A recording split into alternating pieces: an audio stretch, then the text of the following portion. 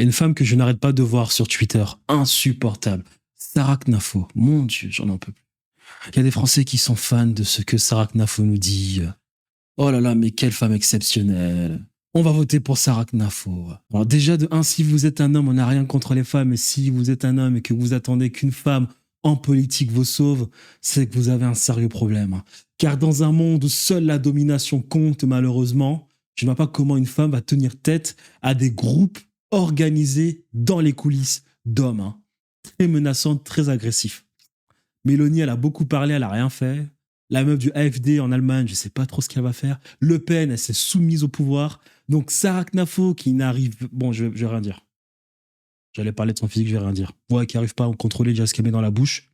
C'est difficile. Je vois pas comment elle va tenir face à des mecs virils, agressifs, qui ne pensent qu'à vivre au-dessus de leurs moyens au détriment du peuple. Je vois pas comment elle va faire. Mais bref, je me suis un peu intéressé à Sarah Knafo et j'ai fouillé. Et quand j'ai fouillé l'histoire de Sarah Knafo, je me suis rendu compte que durant les élections présidentielle américaine, Sarah Knafo faisait la groupie pour ce qui était des campagnes de Trump. Elle était à New York, toute contente, Trump, Trump, Trump, Trump, Trump.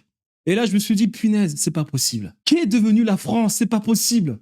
Rendez-vous compte quand même que les États-Unis d'Amérique, ce petit pays qui aujourd'hui méprise la France, mais d'un mépris, vous avez Donald Trump avec son faux maquillage, qui est condescendant vis-à-vis de Macron. En 1778, ce pays est allé voir la France, supplier la France. Benjamin Franklin est allé supplier le roi Louis XVI, qui devait gérer des problèmes de crise économique dans le pays, parce que son aïeul a fait des conneries, parce que Louis XV n'arrivait pas à gérer une Pompadour. Oh my God! Les Américains sont allés voir Louis XVI. S'il vous plaît, aidez-nous face aux Anglais. On dit non, Louis XVI, il y a des problèmes, il y a trop de subventions dans le pays, il y a Jacques Necker qui va te la mettre à l'envers, l'ami de Voltaire. J'ai dit, bon, c'est pas, il faudrait peut-être quand même qu'on y aille, parce que depuis la guerre de 7 ans, l'Angleterre, là, est en train de dominer le monde et c'est pas normal. On a pris un risque.